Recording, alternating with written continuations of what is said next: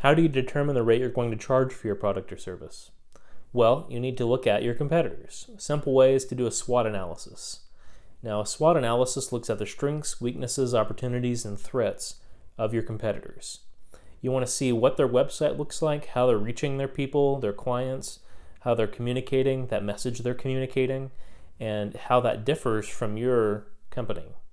I usually suggest that you find at least 3 competitors that are doing very similar things and identify what their strengths, weaknesses, opportunities, and threats are, and then you do a SWOT analysis to show how you compete against that company and your strengths against that company, your threats against that company, your weaknesses against that company, and determine what ways and what products and what prices might be appropriate for you to have a competing business.